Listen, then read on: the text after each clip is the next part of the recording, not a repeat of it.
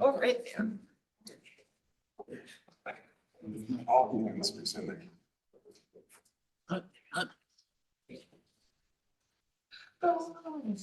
20 seconds. Okay,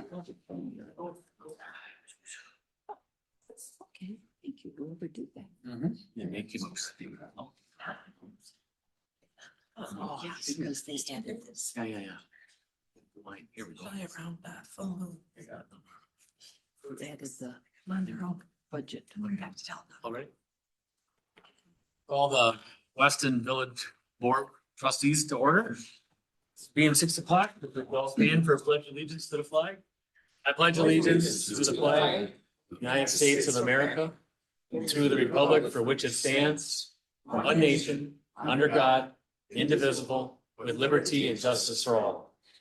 Thank you all. Good, roll call, please. Maloney, Here. trustee Cronin is excused. Ermeling. Here. Kern. Here. Lopes Farrow. Here. Jordan. Here. Sami. Here. Okay, thank you. Public hearing number 4, open public hearing on the 2026 budget, presentation of the budget, please. Okay, so we got a quick presentation that we'll run through. A lot of it is just pretty much an overview. We've hashed the budget out for the last couple of months, and this is the final budget presentation. It has basically what we've been going through the last couple of months. The first slide you're gonna see is what was in the public hearing notice. By law, we are required to put in the paper our revenues and expenditures by department. You see 24 actual, the budget, and then our estimated with the proposed 2026 budget that we're looking at. The second slide we're looking at has total expenditures for the general fund that we're looking at, less non-levy revenues, which leaves the amount of our operating levy. And then we add to that our debt service levy of 2.7. And then our other funds, which is our aquatic center of $40,000. And then finally our increment. This is a little bit different than what was published. It's a little bit higher just after all the TIF numbers shook out. And with that, our total levy TID in is $10,002,128. Given the assessed value of 1.5 billion, TID assessed value of 261 million for a total assessed value of 1.7. With that information, we get our total assessed tax rate of 5.598, rounded to $5.60. This is a 2.75% decrease from last year. Thank you. Next one, we'll do a quick overview of what is in the levy. So the total proposed operating levy is 8.5 million. Of that, 5.7 goes to the general fund, 40,000 to the aquatic center, and 2.7 to the debt service. That does include that additional $400,000 that we talked about at the last meeting. We got a couple of nice graphs that really shows how our levy has changed. This is the increase, so the total levy has increased from 2017 to 2016.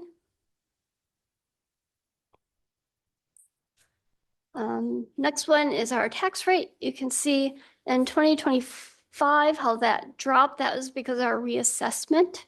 In 2026, the decrease is due to a TIF correction done by the state. We do not anticipate the reduction to happen again next year. We do anticipate an increase after this correction has been done. Our favorite work paper, where do your tax dollars go? It's kind of small in here, but I did do a comparative.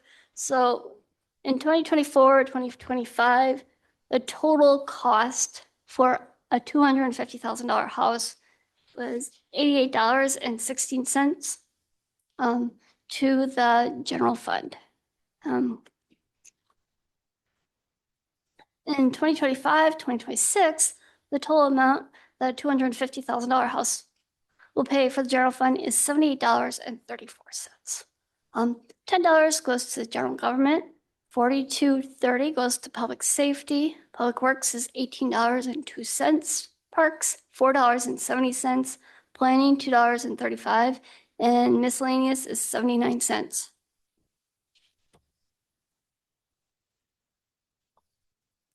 Next slide we'll look at is a breakdown of our total revenues.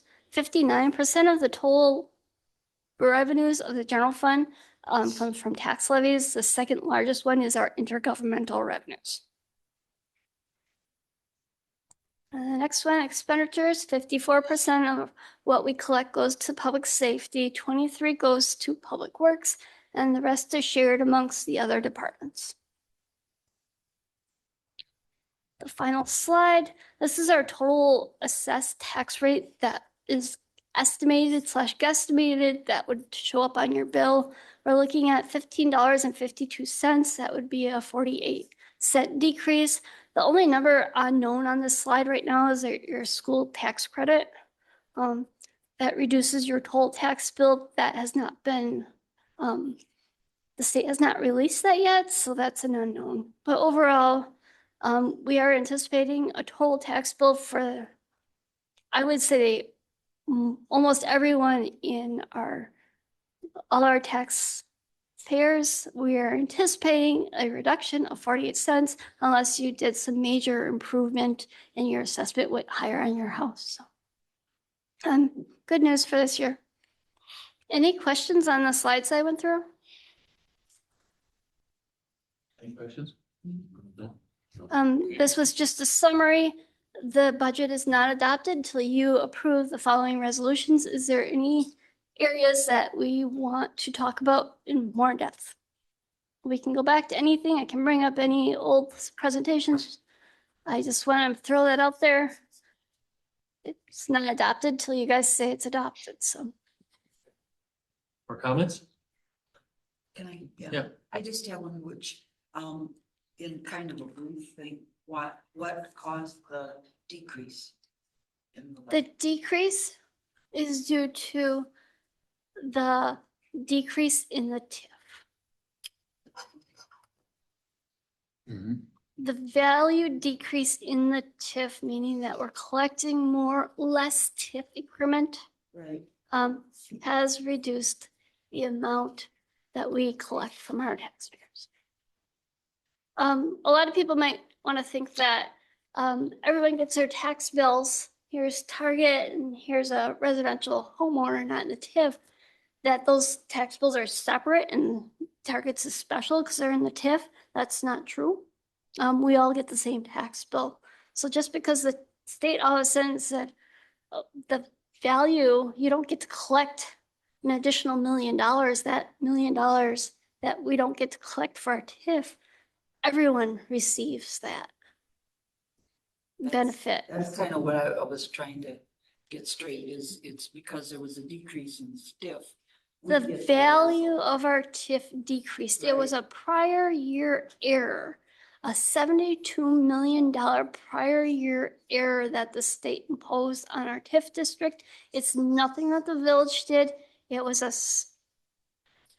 state error. And we all will feel the consequences next year when we don't have such good news to bring forward. So. I just wanted clarification. Anyone else? No? Okay. Close the public hearing. Number 8, action on hearing, resolution number 2025-019. Resolution to adopt the 2026 operating budget of the Village of Weston. It's your pleasure. I make a motion to adopt 2025 to adopt the 2026 budget. Okay, motion by Ermeling. Second by Zagami. Any more on the discussion? Hearing none, all those in favor say aye. Aye. Opposed?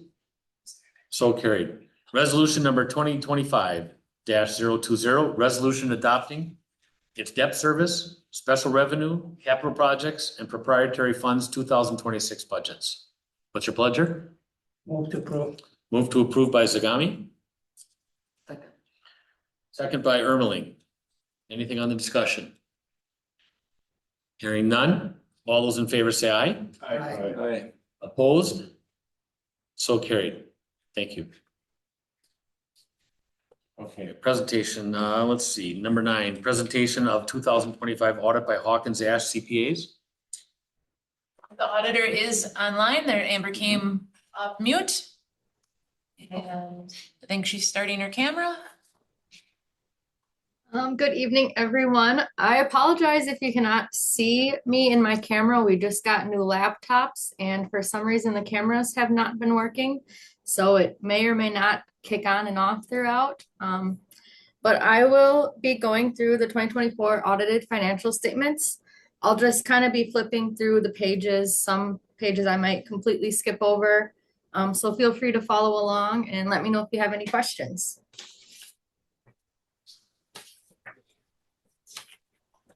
So pages 1 through 3 are the independent auditor's report. This is pretty much just standard verbiage that's followed. And this year we issued an unmodified audit opinion, which is the best opinion for an audit.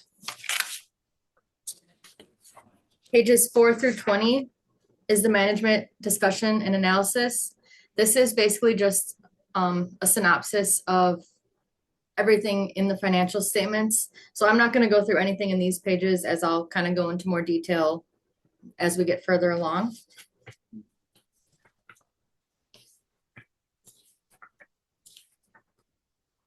Page 21 is the statement of net position. So this year, the governmental activities had a net position of 49 million, and then the business type activities had a net position of 66 million. And when comparing it to last year on pages 22 through 23, the governmental activities had a $5.9 million increase from last year, and the business type activities had a $1 million increase from last year. Pages 24 through 28 are the fund statements. So overall, I'm just going to compare the fund balances from current year to prior year. So starting on page 27, the general fund had an increase in fund balance of about 75,000 from last year, with a new fund balance of about 4.5 million. The debt service fund had a 278,000 increase, sitting at 453,000 this year. The special revenue TIF district number 1 had a decrease from last year of 1 million, now sitting at 8 million. The special revenue community development authority for the TIF district number 1 had an increase of about 87,000 from last year, sitting at 1.8 million. For the capital projects, the TIF number 1, this had a $0 change and still remains a $0 fund balance. The capital improvements fund had a almost $7 million increase, now sitting at 6.6 million. And then overall, the non-governmental had a $793 change, sitting at 2.2 million, which I'll kind of go into what is all contained in the non-major. So page 29 is the reconciliation from the fund balance to net position. So there are some numbers that are only presented on the government-wide statement. So this is just kind of a comparison on how to get from the government-wide statement to the fund balance statement. Pages 30 through 34 go through the proprietary funds. So I will skip to page 32. The change in net position in the water utility increased 906,000, now sitting at 27.8 million. The sewer utility decreased 398,000, now sitting at 26.9 million. The stormwater utility increased 495,000, now sitting at 11.2 million. And then the internal service fund decreased about 27,000, now sitting at 80.5 million or 80,500. Page 33 goes through the statement of cash flow. So overall, the water utility had a $2.4 million increase in the cash flow. Sewer utility had a $2.3 million increase. The stormwater utility had a $1.9 million increase, and then the internal service fund had a $28,000 decrease.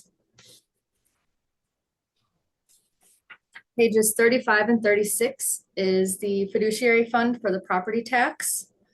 So overall, the total assets this year was 15.1 million and total liabilities were the same, as this fund always remains at a zero fund balance. Pages 37 through 89 go through the notes to the financial statements. So the first 20 pages or so are just kind of an overview of each line item on the financial statements. So I'm gonna skip to page 60.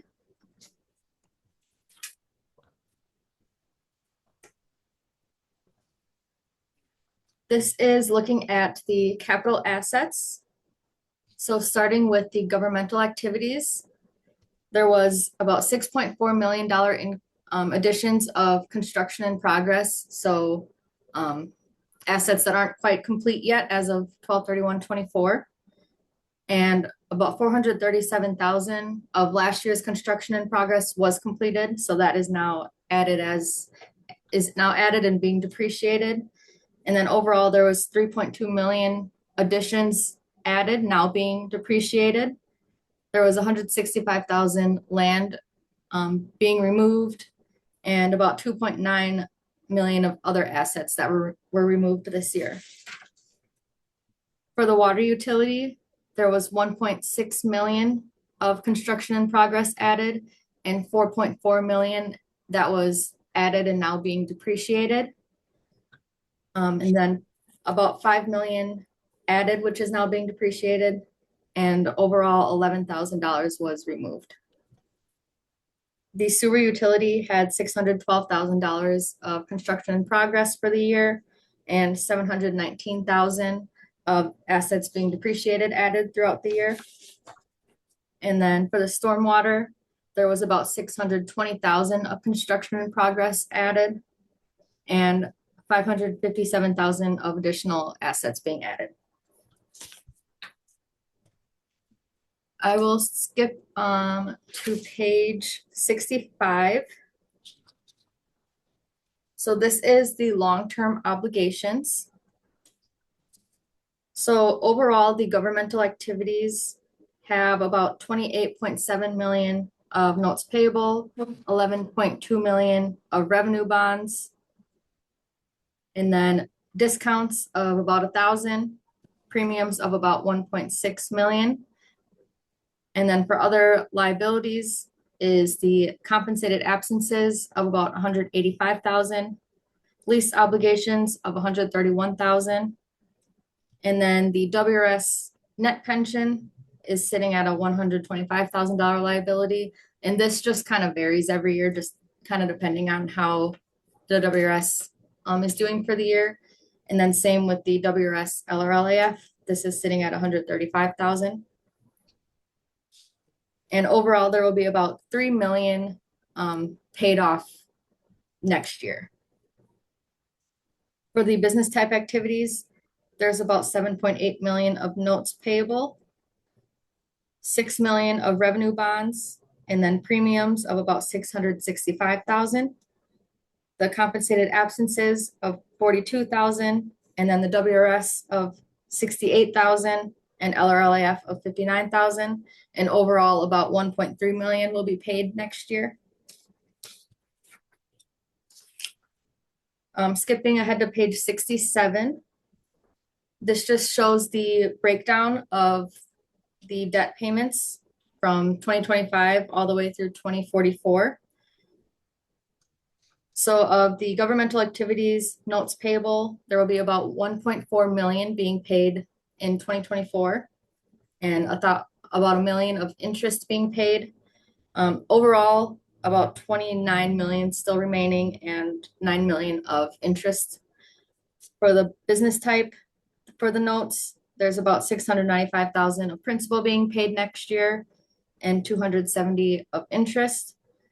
And overall, a remaining 7.8 million of principal and 2.6 of interest. The revenue bonds can be found on page 69. So the governmental activities in 2025 have principal and interest payments of 1.7 million to be paid off. And the business type will be paying about 682,000. Overall, there's about 12.6 million remaining of principal and interest and 7.3 million of principal and interest on the business type.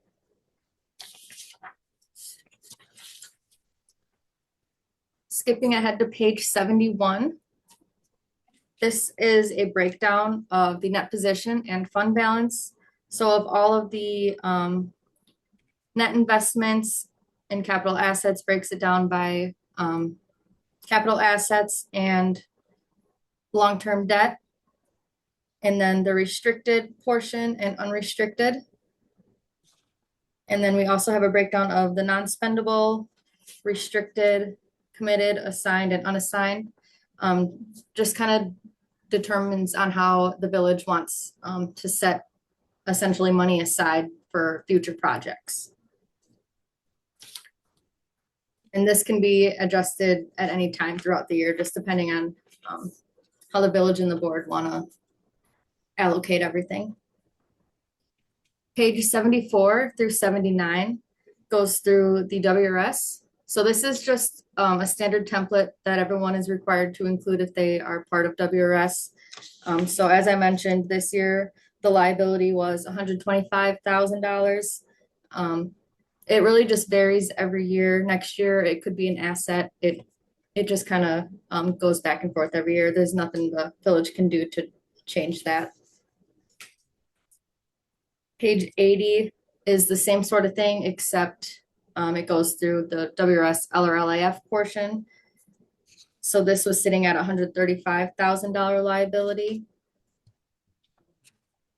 And then pages 85 through 88 go through the joint ventures.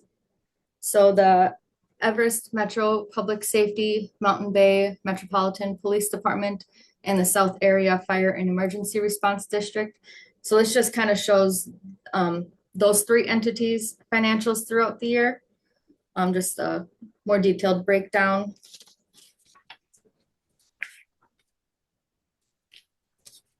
Pages 90 through 93 are just more detail on WRS and WRS LRLIF over the years, over the past 10 years, and some benefit details along with how WRS is calculating everything. And then we'll kind of go through a little more detail, pages 94 through 98. So pages 94 through 98 is the general fund budget. So overall, total taxes earned about 20,000 more than budget. Intergovernmental was about 4,200 more than budget. Licenses and permits about 50,000 more than budget. Fines and forfeitures about 2,000 less than budget. Special assessments 815 more than budget. Charges for services about 20,000 less than budget. Contributions and donations about 1,300 more than budget. Well, it wasn't budgeted, so about 1,300. And then investments, earnings and miscellaneous about 322,000 more than budget. And then for other financing sources, which would be transfers from the water and sewer and insurance recoveries, this was about 11,000 more than budget. So overall, the village received 387,630 more than budget for revenues. And then 96 through 98 goes through the expenditures side. So overall, general government spent about 76,000 less than budget. Public safety was about 5,000 less than budget. Public works, 58,000 less than budget. Health and Human Services, 9,000 less than budget. Parks, Recreation, and Education, about 19,000 more than budgeted. Community Development, 14,000 less than budget. other, which was the contingency reserve. There was none this year, so 40,000 less than budget. And then the other financing uses, which were the transfers, that was 476,000 more than budget. So overall, between the expenditures and the other financing uses, the village spent about 291,000 more than budgeted.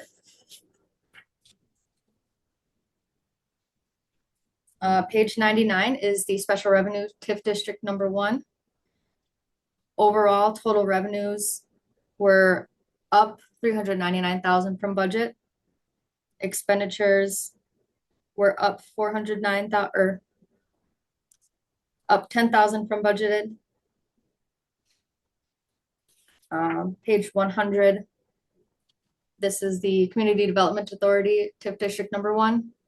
Revenues were 76,000 up from budget, and expenditures were about 2,000 less than budgeted. Page 101. I'll skip to page 102. So the debt service budget one, revenues were down about 1,100 from the budget. Total expenditures were up 132,000 from the budget. TIF district number 1 on the capital projects fund side. There's only expenditures, so overall expenditures were down 6.6 million than budgeted. Capital improvements, total revenues were up 119,000 and total expenditures were down about 1.6 million.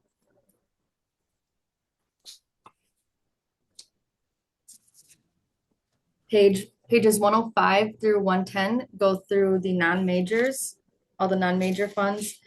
So I will skip ahead to page 108. For the special revenue funds, the refuse recycling, net change in fund balance increased 14,000, now sitting at 182,000 for a fund balance. The grants decreased 44,000. Now they have a 0 fund balance. TIF district number 2 increased 132,000, now sitting at 1.6 million. The Community Development Authority for TIF district number 2 had a $99,000 decrease in fund balance, now sitting at 171,000. The Aquatic Center increased about 2,900, now sitting at 107,000. Room taxes remained the same, so it still has a fund balance of 76.7 thousand. Civic and social increased about 4,000, now sitting at 37,000.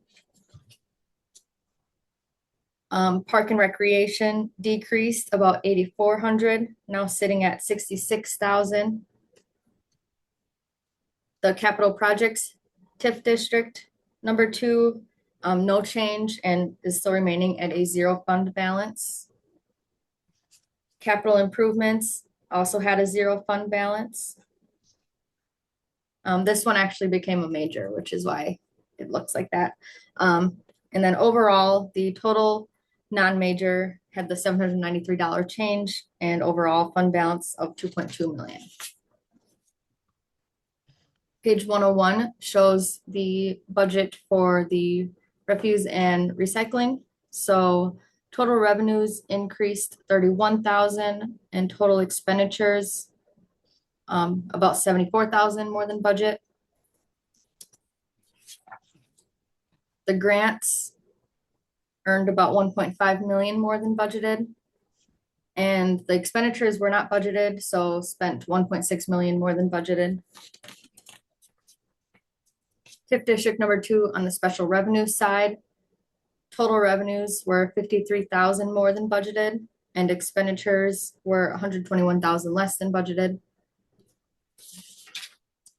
Community Development Authority for TIF district number 2, total revenues were down about 104,000 from the budget and total expenditures were down about 1,200. Aquatic Center, total revenues were up about 4,400 from the budget and the expenditures were down about 16,000. Room taxes, total revenues were up about 98,000 and expenditures were up about 74,000. Civic and social, total revenues were up about 1,000 and the expenditures were down about 4,000. Park and recreation, total revenues were up about 15,000 and expenditures were up about 23,000. And then the last budget comparison is TIF District number 2 on the capital projects. So expenditures were not budgeted, so overall 559,000 more than what was expected. Page 120 is a project of the TIFs over time. So from the beginning of the project to 12/31/24, total revenues for TIF District number 1 was about 76 million, and same for expenditures. And then TIF District number 2, about 7 million of revenues and expenditures. And then the last page, page 121, just looking at the rate of return, the water utility had a rate of return in 2024 of 4.33%, which was down from last year. The sewer utility had a negative 2.49, which was up from last year. And the stormwater utility had 3.38%, which was also up from last year. Otherwise, that's all I have. Do you have any questions for me? Any questions? All the information we covered. Is this a presentation only? Sure. Okay. All right, hearing no other comments or questions, thank you very much. Thank you. And I just want to thank you on behalf of Hawkins Ash for having us be your auditor again this year. All right, thank you. All right. Moving on, let's see, public comments. I have, we all have a letter in front of us here from, let's see, from Cindy Russell. It'll be put into the minutes and it'll be online. But we don't read them in. If they want to come in and read them in, they can, up to 3 minutes. But read them at your pleasure. I think we've all got these ahead of time, so. On the second public comment, Jim Pincinel.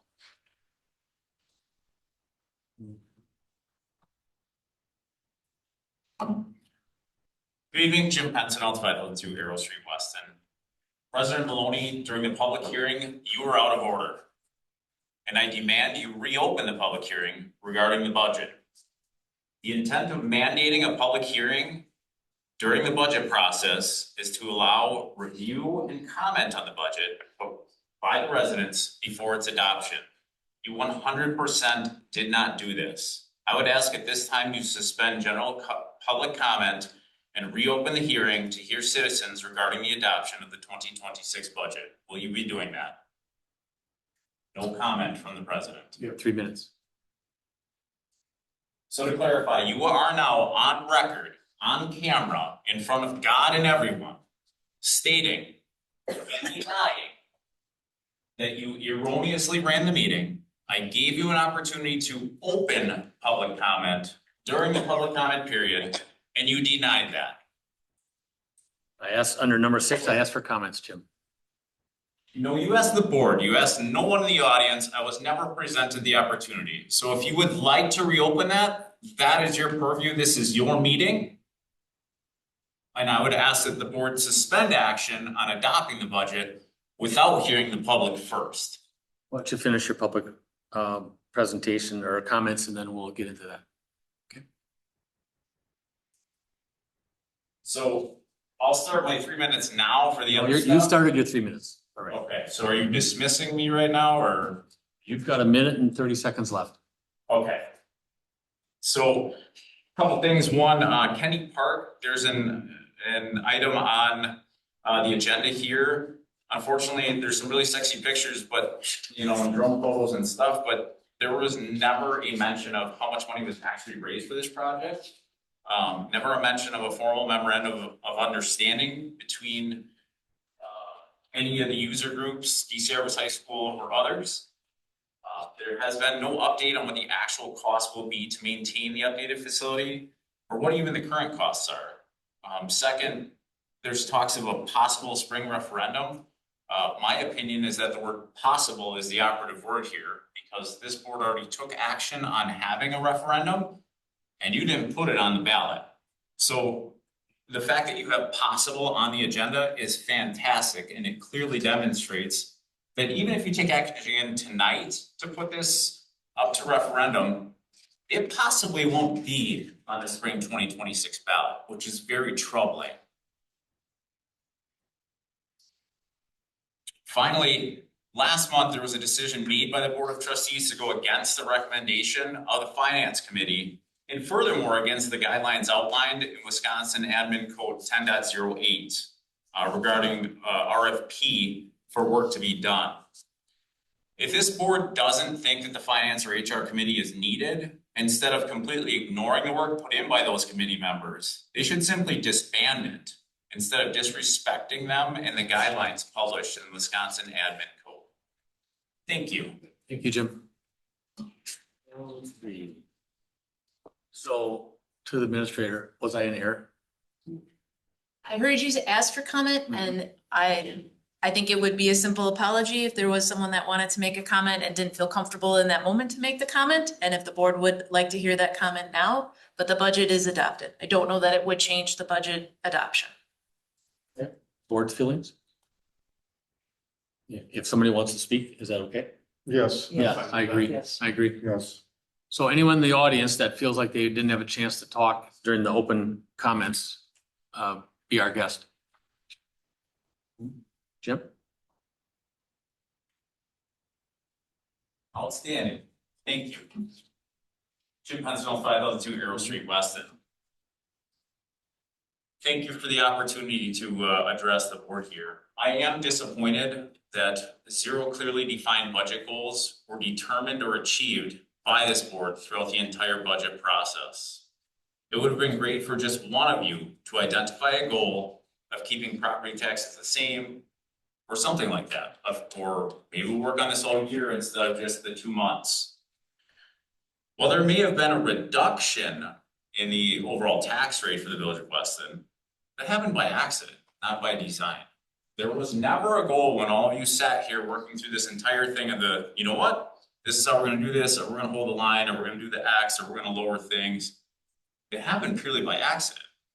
And the finance director even said that, like, gosh, there was an error in the TIF correction, and this won't happen next year.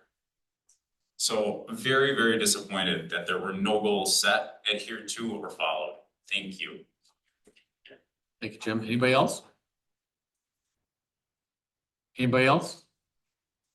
Okay. Board okay? Okay, thank you. Let's see, presentation, public comments, minutes from previous meeting number 10, approval of October 20th, 2025. Board of Trustee minutes. What's your pleasure?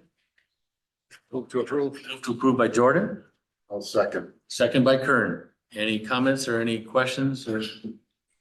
At all? Okay. Hearing none, all those in favor say aye. Aye. Opposed, so carried. With the board's approval, I'd like to move number 49, the last item on the agenda. Discussion and or action on 2026 electronics recycling events being open to the general public up to this point. And then after this, we'll move into acknowledge reports and minutes. We have a staff member here that like to do that. If that's okay with everyone, we'll do that. Number 49, Valerie? Mhm. I do appreciate you opening up. Yep. Yeah, so with our new contract with Harder's, I learned that they work hand in hand with this company out of Alaska. It's called Dynamic Recycling Innovations.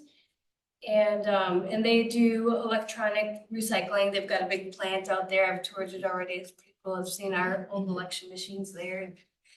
Anyway, so I also learned that they too offer the spring or the free electronic recycling events to municipalities or just any organization that wants to hold one.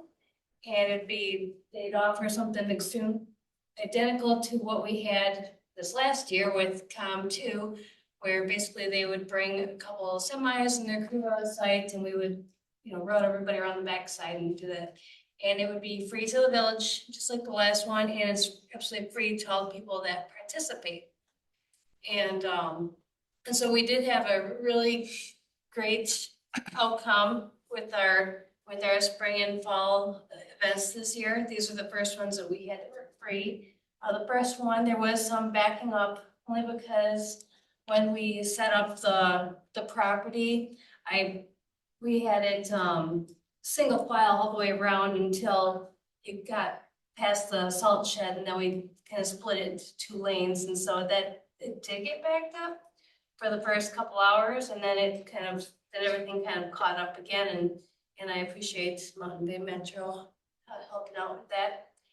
And yeah, then the fall one, what we had done then was we doubled the lanes from the point of where their stuff would get removed all the way to the back, to basically that corner up there.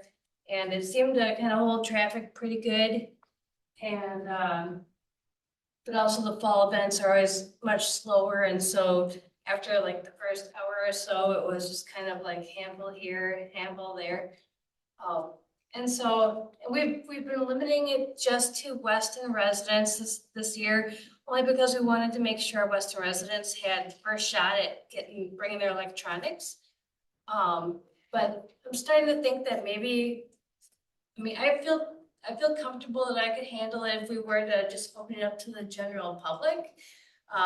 When I did the spring event, I think there was a total of, because I was asking everybody what their address was.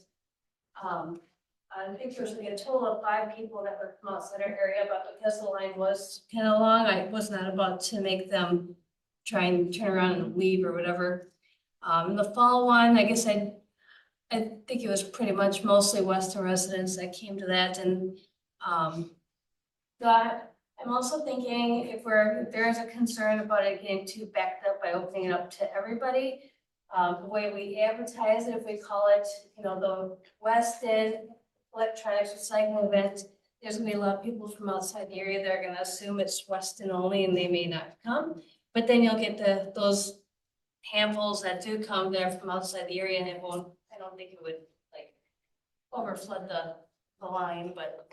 So I just wanted to get your opinion on it. What time do you start the event? So on this one, we've been holding on a Saturday, and Yep. we hold it from noon until 5. So no equipment has to get out. So Sorry? it's no equipment has to get out. I was just concerned on what time you'd start it, Yeah, so. no, that's So what we both do on events, Saturday. spring and fall are Mhm. Saturdays? Okay, Saturdays, good. 1 to 5. Good. And Dynamics said that they do a lot of their events on Saturdays as well, just because it allows more people to come. So on the spring one, which is the busiest one, so they're probably, doing this cleaning of the houses all winter long. What time do you actually start it on that first spring Saturday morning?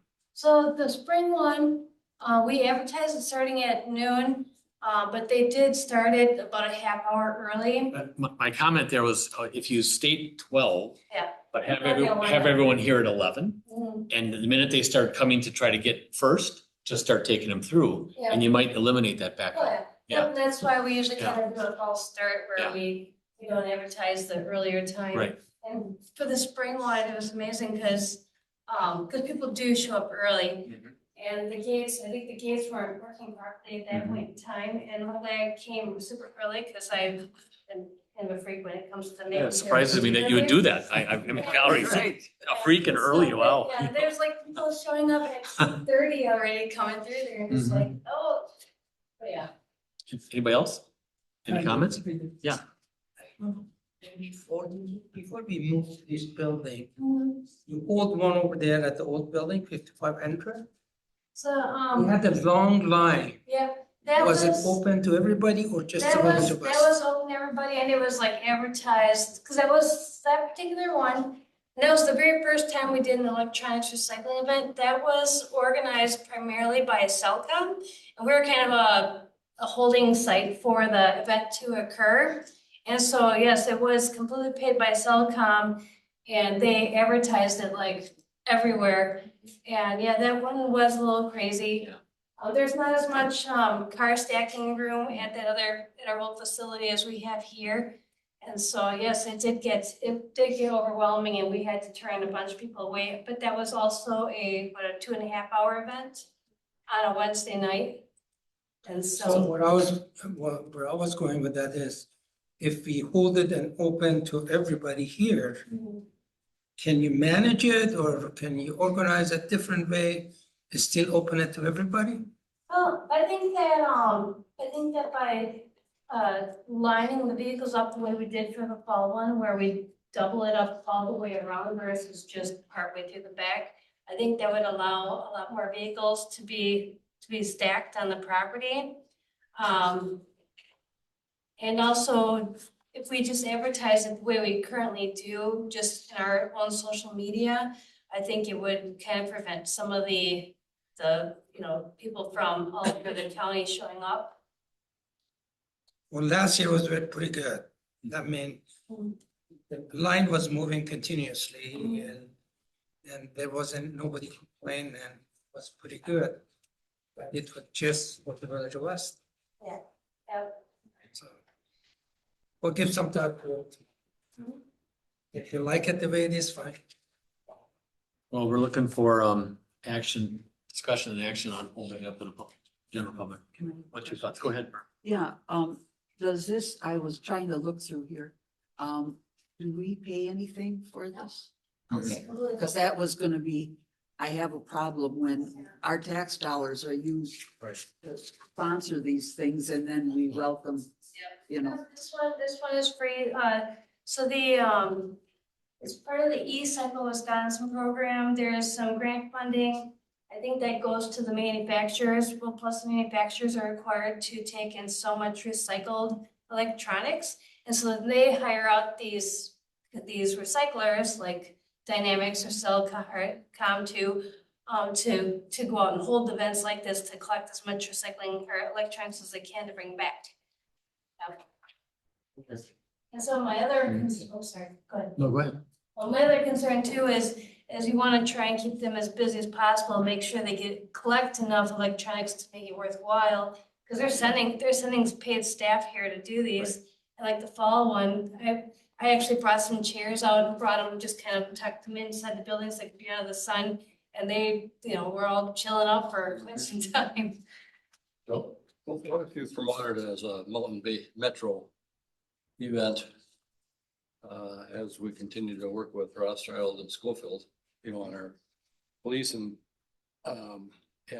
open it up a small amount that would incorporate people that are familiar with Weston anyhow. And see how much more action you get just by opening it up to the geography of our police metro. Maybe a little twinge of that is the south area. Yeah. Maybe Rim Mountain, Cronenwetter, and then the ones Joel said, town of Weston. And do that first, and you're still gonna get some other people coming, but Yeah. I wouldn't wanna leave Rim Mountain out with safer. So. What's everybody else's thoughts? I mean, you're obviously want it open. So, do you think if we try the south area first, would that be upsetting our north neighbors? I mean, do they carry one? Does Marathon County do one? There's About Marathon County. County themselves don't. Oh, okay. Wassa, Melissa does one. I know. Wassa, I You? think Okay. does, yeah. You know, by the Antigua Langley County, they do hold a whole countywide one. Okay. There's like municipalities all over the place Mhm. that hold these events. There's some businesses that do too. Yeah. Yeah, like I said, it's not just municipalities, it's organizations as well. That's where I dropped some. Yeah. So if you're talking about it, good Yeah. news. Yeah. If you're talking about Yeah, it, go ahead. good news. I was just gonna make a motion. Yeah. Okay. I move to authorize them to open it to Open. the public. Okay. So we have a motion on the floor by trustee Zagami to open it up to the general public. Is there a second? I'll second that. Second by Kern. On further discussion? Is that for All. all public or? All. or I'm Metro? right, all? Correct. Yeah, all. Yeah. So not letting anyone show up. Okay. So any more discussion? Hearing none, all those in favor say aye. Aye. Opposed? So carried. Thank you, Valerie. All right. We'll maybe open it up at 9 Yeah. or 10 and then be here at 9, maybe get some more volunteers. Yeah, I know, she'll be here at 6. All right, thank you very much. Let's see. Where are we now? Okay, number 11, acknowledge reports, minutes from boards, committees and commissions. You want to do the 11 through 22, or how do you want to do that? We need to acknowledge reports and minutes. I will do all of them. Make a motion to acknowledge reports and minutes. Item number 12, 13B, 14, 15, 17, 18, and 19, 20B, 21, and 22. We have a motion on the floor to acknowledge reports and minutes by Ermeling as so stated. Is there a second? I'll second. Second by Saparo. Saparo. Did you get that right? Anything on the discussion? Hearing none. All those in favor say aye. Aye. Opposed? So carried. Thank you. Acknowledge reports from departments. Let's do 28 first. Jen? All right, the only thing I have to say is, our new assistant planner is here tonight. Oh, where is she? Where? Oh, hi. Her name is Audrey Webster. Okay. So she started, mid-October. So she's Okay. been with us for a Yeah. little over a month. I got this weird feeling that it's somebody's birthday today. Is it somebody's And birthday? it is today? also her birthday. No. Well, happy birthday. Thank you. Yeah. I think we should. Happy birthday to Audrey. Happy birthday to you. Happy birthday, dear Audrey. Happy birthday to you. Cha cha cha. Thank you. Hey, welcome aboard. Yep. Thank you. Here we hear really good things, so. I haven't seen Jen smile for a long time, so ever since our police department started working with her more, so it's awesome. So welcome aboard. Good Thank job. Yep. Is there, cupcakes or is there something? No? Oh, okay. All right. All right. Let's see. Thank you, Jen. Moving back to 23 administrator. I hope that's okay that we started that. That's one okay. first. Okay. All right. It's not my birthday. Yeah. Yeah. I just wanted to point out in my report for 2026 with the comp plan, we're going to work to put together 4 community engagement sessions around the village. They will kind of focus on chapters of the comp plan, but also maybe each one of them will sort of have a focus of the departments within the village. Trustees will certainly be invited to all of them, but we're going to try it for this next year as a way to get out more information about the survey with the comp plan and the process of the comp plan, but also just as a way if there are residents that are interested in knowing more about the village. Good. Any questions? Anybody? All right, moving on to clerk, 24. Pam? Just wanted to point out that in 2 weeks, December 1st is the first day for nomination papers to be circulated. There are 3 trustee seats that are open for reelection, and those would be trustee Kern, trustee Jordan, and trustee Cronin. We have the packet for the paperwork in our clerk's office, and it's also available on the website now under the clerk, under election and running for office. Thank you. Any questions? None? Finance, any more, Jessica? I just want to add, the auditor just threw out a lot of numbers, but not necessarily had the meaning against or why those numbers ended up that way. So if anyone is interested, they want to sit down with me. I do prepare the financial statements. Our finance department does write them up. So we do know what every number means and why it ended up the way it did, the changes from prior years. So let us know. We can definitely sit down and talk through it. Good, thank you. Any more from anybody else?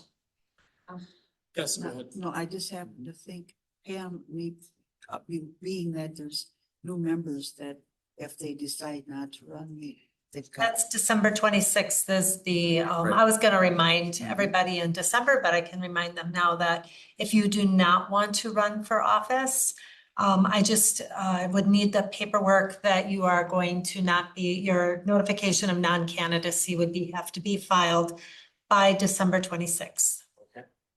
And actual, in April, what's the date for the election?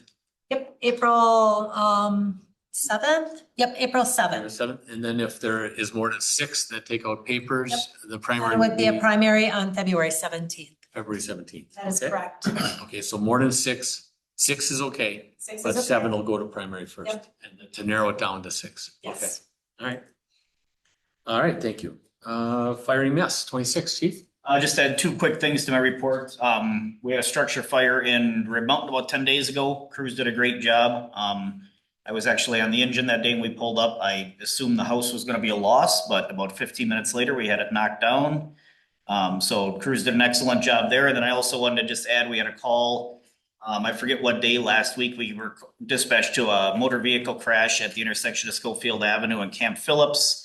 When we pulled up, Mountain Bay had just arrived on scene and we're in the process of pulling an individual out of car that actually suffered a cardiac arrest while he was driving, and rear-ended another vehicle. By the time our crews left that scene, that individual had a heartbeat restored and he was talking, when they loaded him in the ambulance, and he's currently in the hospital recovering. So, an odd call that the crews did an excellent job on again. So just wanted to pass that along. Firefighter from a couple weeks or a month ago. How's she doing? Right? Still on light duty. Still on light duty? Okay. All right. Good. Thank you. Any questions? All right, Park and Rec. So I have a report in the packet. It's kind of brief, just because we also have the quarterly update for the Kennedy Park project. If you see that, I kind of reference to it, which is later on the agenda. So if you have any questions regarding anything parks related or the Kennedy Park project, I can give you an update. Sounds good. On what's in there. All right, thank you. Back to 28 again. Happy birthday, Audrey. Let's see, 29, police. Yep, couple of reports in the packet. We have a quarterly report in there. We're a little bit behind. The third quarter is on its way out here shortly. So if there's any questions on calls for the month, you know. Okay. We have an oversight board meeting this Thursday, correct? Yep, 3:30. And EMPD on the 2nd, I think, right? Yeah, that really wasn't in queue, but I just thought I'd say it out loud. Thank you. Public Works, Michael. I guess the well 4 is back up and running with non-detect PFAS water through the granular activated carbon system. And so our long-term project there is good for well 4, and then well 3 construction will be starting probably early next year. That project, we got the preliminary results from the Safe Drinking Water Loan Program, ranked number 4th statewide in the emerging contaminants funding. So that one will also be eligible for principal forgiveness. So we'll be paying 50 cents for every dollar on that project as well. Michael, is only well number 4 connected to it?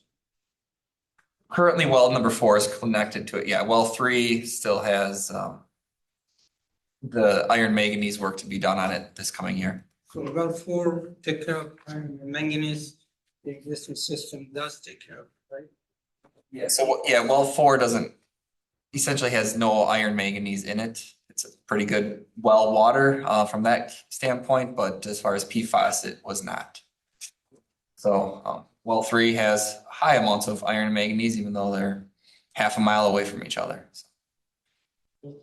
Yes. And I know we won't get all the communication on all our roads and our cones everywhere, but once we're done and it's open, everybody's happy, but not many people are saying much, but great job. Really, really great job. I mean, I've been all over the roads. I know others have done the same thing, and it's just outstanding. I mean, there was nothing more frustrating, and I know it was on somebody's billboard when you got behind somebody that wanted to do a left. Don't be that person. I thought that was, every time I got there, I thought, oh God. I'm 17 cars back and somebody wants to turn a left and I'm going to go through 3 lights. So, but I think the roads look great. I think Fuller is incredible. At night, I will say, with your high beams on, you feel like you're on a snowmobile trail because of the crossing deals. You see orange, and it just highlights it all the way down the roads. But I think I've heard a lot of good comments on it. So what? You drive those Oh my roads? God, I was on there when the cones were still there. I was going around all the equipment. I just wanted to see their progress. Ryan Street too. It's just all the Weston, Schofield, Ryan, Fuller. Yeah, that's pretty cool. Yeah. Is our red light, all the lights, are those synchronized? Not necessarily synchronized. I mean, we're still working through a little bit of the startup of those traffic signals. I think they can synchronize it and work great. If you make it through the first one, you can make it all the way. I have done it twice and I have not sped. So I normally had to speed to make that happen. At Camp Phillips, I always have to speed to make it all the way up to the hospital if I try to do it. So Schofield, I've done it twice and it was within, I would not get picked up. So anyway. Yeah, they have a lot of more smart technology in them these days versus the old school loop detector in the pavement, so. Yeah. Yeah. No, good stuff. Now, when is Weston Avenue gonna be? Weston Avenue should be open by the end of the week. I thought it was, I drove down. Now, it's- I mean, there's a barricade in the way. I mean, Yeah, they're but- finishing up line They're painting doing a and little bit. But I mean, I mailbox installs. I mean, there's still crews. don't get anybody doing this to me, like. Well, see, I don't, if it says road closed, I don't go, but can I get Ryan to Shorey? Chief told me he made it, so I went through. So, yep. Yeah, they're finishing up just some of the last kind of winter seating and restoration, Right. but by Thursday, they should be able to have all the barricades pulled so that Okay. it's back open. I don't see. Yeah, I can't help it. Order is open, right? Yeah, Fuller's nice. Fuller's kind of the same situation. You can go through there. There's still crews working on, they finished paving driveways Friday last week, so they're still kind of touching up topsoil and some of that stuff around people's driveways. Fix all the manhole. Probably not this year, but there's at least 4 that will need to get repaired next year. You're just pulling them up, right? They'll have to get cut out and Yeah. raised up, yeah. There's no need for a drop on any of them. Yeah, I know. Yeah, and then on that section that dip, I can't think, Altaverdi? No, that got fixed, so that's good. But good job. I mean, we don't celebrate our wins. Yeah. No, And and it's a good job. Okay, Yeah. so you're saying those manhole on Fuller, they will be brought up yeah, next there's year? one right by Morning View, another one I think closer to Thomas or Tricia. Those 2 are pretty gnarly. And then another one down by Saxon. Maybe 2 over it down there. So So at yes, least when I get my phone call, it says, you did this and I, I got that on, You're fixing. Yeah. Good job. 31, technology. Nate, anything? Yeah, I had a report, I don't know if you saw that, the quote for the 4 additional microphones was in there, it was quite high. I'm working on getting some additional quotes from some other vendors as well. Just wanted to update you on that. So I guess I'll have more for you once I get. Maybe work with one of our recycling vendors to see if we can get some deals. That'd be nice. All right, thank you. Any questions? No? All right, we need to go. Michael, have anything else? to say? Oh, I'm sorry. Do you, Michael? no, I'm just ready to take Yeah, a thank you. little break. Okay. Yeah, no kidding. So looking for acknowledge reports, 23 through 31. I move to acknowledge reports 23, 24, 25, 26, 27, 28, 29, 30, and 31. Motion to acknowledge by Lopes Farrell, Second. second by Jordan. Any more on the discussion? Hearing none. All those in favor say aye. Opposed? So carried. Work product transmittals. Acknowledge October building permits, acknowledge October budget status, and acknowledge October code enforcement report. One at a time or all 3? Your pleasure.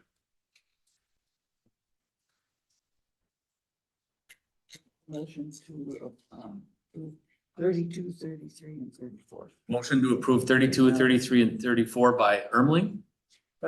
Second by Zagami. Any comments or discussion? Hearing none. All those in favor say aye. Aye. Opposed? So carried. Consent agenda.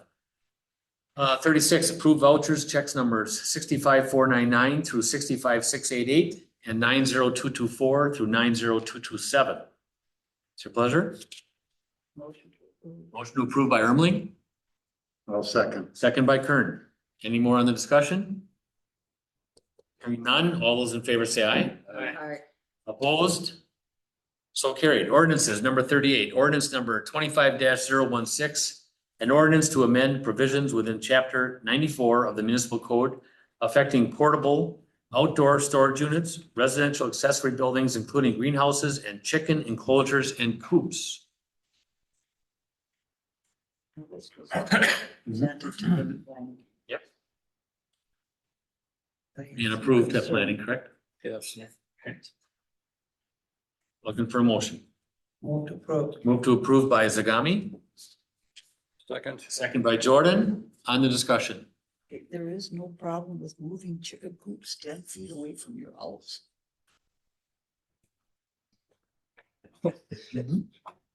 I think we had enough debate on that, yes. Did you? Well, I read that and I thought, man, I don't, that's close. That's the minimum from the person's house that From has the coop. The owner's It's coop. still 50 from all other homes. Yeah, that is the owner's own house, Yes, yes. not the neighbor's house. No, I Okay. understand that, but I still, If it was 50, so it's 50 feet from others Right. and 10 from yourselves. Yeah. If it was the other way around, I'm sure the others would be getting foxes. Right. Yeah, so, yeah. and could somebody, I read it and I think I understand it, but this outdoor storage units, can you explain a little bit? I mean, is that, what kind of businesses can use that? Or is it, I'm having a struggle with that, to have all those semi-trailer boxes sitting around. Mhm. Well, You I know, think people, oh, go ahead. Yeah, I say the ordinance, the amendment really is to address the use of those more in the business areas as opposed to the industrial or commercial areas. So I think that we recognize that there's all kinds of opportunities that businesses need the opportunity to have temporary storage, and that those are okay as long as they're not unsightly. And again, I mean, otherwise, by leaving it up to staff, the reality is we don't have to mess with it very much. I think that staff will do a good job of monitoring, managing that, and enforcement. I'm really encouraged with what they've been able to do now, working with Everest Metro on ordinance violations. So I think it just goes to be more practical, to give staff the opportunity to address those, as opposed to somebody having to come in and get a conditional use permit. Okay, is that a new requirement that these have to be in back of the lot? It can't be in front. I think I read that anyway. Because I've seen some businesses that have had those units right out front by the road, and I just don't think it looks very good. Well, I think sometimes when you see them out in front of the road, I mean, like when Target went through their huge remodel, they had them out in front. Well, yes. Because they had to for the remodel. I mean, you got to give them some kind of chance to make this work. But in the back, Target or others, Pick and Save grocery stores, they'll have reefers back there, holding their turkeys. Right. Because they have to have 4 or 5 semis of turkeys. They run them around, they put them back in the docks. But Target might have 10 or 15, boxes back there because they just can't hold their inventory. Everything is just in time, but they just can't hold enough inventory for the unbelievable sales they're gonna have during the holiday or, whatever seasonal months. Well, I mean, under construction. Well, is when they're in one thing. front, yeah, and that's what I've kind of seen. Yeah, and Harbor Freight would be another one. They're not in Weston, but again, Harbor Freight has this issue with when their stuff shows up, and because they really have a hard time logistically knowing exactly when that stuff is gonna come. If we don't give them some leeway to manage that stuff, and again, as long as they're not being abusive, I just. Well, there was a business on Schofield Avenue that for the longest time, I gotta look to see if it's still there. Where they had that unit right on the front of their buildings. That was their fence. They were using that as a fencing. They had 2 of them there. It was during construction. And as they got their construction done and the brickwork done and the cement done, they both were gone. It looks pretty nice now. The lighting is on now too, but I know it was there for a while. I know Yeah. planning was working with it. I know Jen and Roman were, having some discussions there with the owner. And, but instead of having some kind of, paid fencing, he brought in some stuff. Go ahead, Roman. So we actually gave them the permission to have them on the property. It wasn't addressed previously in the code, so we lengthened the time that you could do it on a residential property as well, because it was just 30 days. Okay, so we've actually given them the opportunity to have the temporary, not permanent, but temporary usage of the pods. The temporary is the magic word as far as I'm Well, concerned. it's like a dumpster too, being temporary, but now U-Haul has these pods that they're dropping off and other companies where you can load these pods and then have them picked up when you're done. And, you know, taken, if you're moved, or we've got a neighbor that it goes to Florida half the year, and that's just how they do it. And it's, you know, it's kind of weird, but you're seeing more and more of it. I mean, look at all the apparatus on Schofield Avenue and in Schofield with U-Haul. One thing with the temporary usage, especially in fire situations, it takes them a tremendous amount of time to work through insurance and reconstruction. So where do they put all of their personal effects that weren't destroyed in the fire? If you went over to Wausau, over to County Market this last 10 days, the switching from County Market to Hy-Vee. And I have never seen that parking lot or anything around it that busy in my life. I mean, there was trailers and trucks, everything. I've never seen something so orchestrated. And I talked to a lot of the people inside the building, and it was just like clockwork, 10, 11 days, and they're gonna reopen tomorrow. And then they're gonna have a huge remodel physically of the building in the next year or so, so.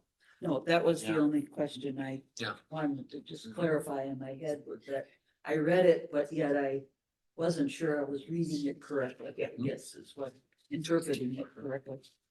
Okay. So I believe we have a motion and a second on the floor. Any more discussion? Hearing none, all those in favor say aye. Aye. Opposed? So carried. Resolutions, none. Unfinished business, discussion only regarding discussion only regarding quarterly update on the Kennedy Park renovation and capital campaign. So we did give you an update on the renovation capital campaign, where things stand right now. Bunch of pictures, obviously. Drone footage, we've been taking pictures throughout the process to see, so you could see the updates. The only like new thing is that dugout roofs are delayed slightly. So we're waiting on some steel for them. But we should have near completion. Revi's still on site, working on the restoration and seeding, which we all know is dormant seeding, so it won't grow till next year. But we are still seeing progress on that. So the most recent things we've done was we did a light lumens test Thursday. Yeah. Tuesday. I think it was. So Roman was out there and we did a lumen test with Musco lighting. And we did one the week before on our own. So just comparing, and then they're gonna type up a report, just basically looking at what was spec'd and what we actually had. So, as far as our tests last week, looks good. We fired up the scoreboards. As you can see, Everest is winning there. So we purposely did that. So both scoreboards are lit up. That one they're losing, but no, just making sure all the numbers work and, you know, going through the whole process of making sure everything's good to go. All right, any questions? Yeah, go ahead. I guess, and this is something I've been kind of wondering about, how are the expenses versus money that has been for the campaign? I mean, how is that? So Michael was actually in the meeting last Thursday. I was off as far as matching up the what was awarded versus. Right now, we're about $1,000 under what the original bid was, so, and going through the most recent pay applications and items, but we should be about $1,000 under the original bid, so some quantities were a little higher, some were lower. And, at the end of the day, we're almost right on, Okay, because Friends have paid up $500,000. correct, yeah, and, the Community Foundation did make a $500,000 payment to PGA. I believe that was last month as part of that pay application. right, So we're at 2.211 million. I think it was 2.212 was if that math works out. So is there enough money to pay the rest of it, or what is left to do? yeah, that's what that's kind of what I was asking is, Yeah. what money did we get through contributions and the other versus the expense? I mean, Or, Everything that was approved is the only thing that's being done. We had the funds before we We approved. had the funds before we even started any of the project. okay, So what was budgeted for the project and approved has already been acquired. We haven't spent beyond that. Like Michael said, we're $1,000 below what was approved. okay, so like our art and all that. ARPA funding and then any additional capital funding. That For was Kennedy Park improvements. for Kennedy Park, And then we had the room tax dollars. that was approved also, yes. Okay, I just wanted We to. have not exceeded that. Okay, because I've been getting the thing about, how are we paying for this? What, and I'm going, and what are what is the campaign other than that 500,000 and I see, and I see there's some for 30,000, but Which will come towards the next phase of lighting the second. Yes, they've raised additional funds and there's been contributions from both youth baseball, youth softball, and then a private donor. So don't want to say exactly what that amount is. right. Yes, they have received additional contributions towards the next portion, which would be lights on the second diamond. So what is left to do of this project? We got enough money to pay for it. Yes. Yes.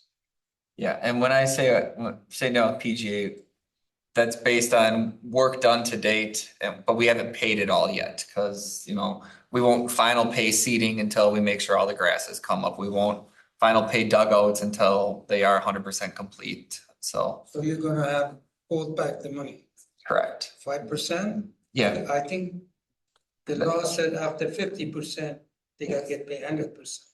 yeah, so it's 5% of the total contract, I do believe.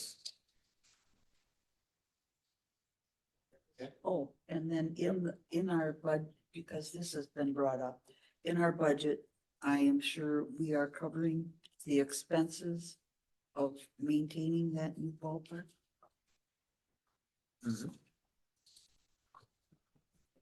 Because, Smiling. that's. We already maintain 5 fields at Kennedy Park. So we removed 2 soccer fields to, rugby field, whatever you want to call it. So we basically replaced those 2 fields with 2 baseball fields. So irrigation costs, same. So there's not additional expenses. We still have 5 fields. We just converted them to something else. So we have no irrigation on the old fields anymore. So we put 2 more, so we're irrigating 5 fields, which we were doing before. So irrigation costs, turf costs, so fertilizer, et cetera, it's all pretty much the same. We still have 5 fields. We didn't add anything yet. But there are more maintenance involved in these fields than soccer field. Yes and no. Yes. So, but the infields are artificial turf, so we're not irrigating them. Yeah, but. So we have less water. Maintenance is comparing with this is minimum.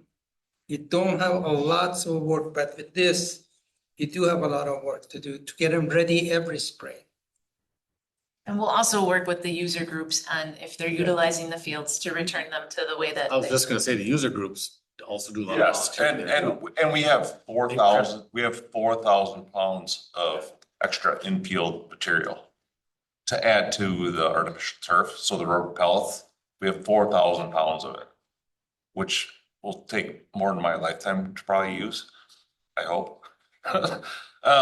But no, and we already spray, we already fertilize, so there's not a lot of difference from what we were doing before to now. Okay, well, that's been brought up different times and I just wanted to put it on the record what we were doing. Thank you. No problem. Okay, Shane. Yes. Hearing aid is falling off. okay. All right, so that was discussion only. Okay. 40, discussion and or action on revised and expanded proposal of co-location of cell equipment on the village water tower. So that's being brought back after staff did some work on it, right? From what the board Yes. requested? Yeah. Just a couple comment Yeah. about this. Can we get it on the floor first? Want to make a motion? Yeah, well, do we or do we Yeah, not? it should get it on. Yeah, the we should floor. get it on the floor first. So is there a motion to, at all? Yeah, hard. I'll make a motion to deny. Oh, to deny. Okay, so there's a motion to deny by Zagami. Is there a second? I'll make that second.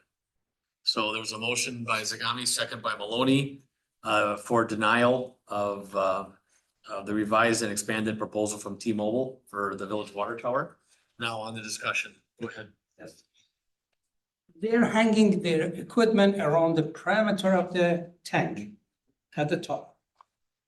We have to paint that tank in between 5 to 10 years, and usually they spray it. The company or contractor have to cover all those equipment at the top. Is that their job? Because that's additional cost in there. The other thing is, Work that as part of the lease agreement. Is what? We would have to work that in as part of the. But lease. it's not. It's not yet. It is not yet because Okay. we don't have a lease agreement. Okay. We don't want to proceed further if to go to lease agreement if we're not interested in continuing.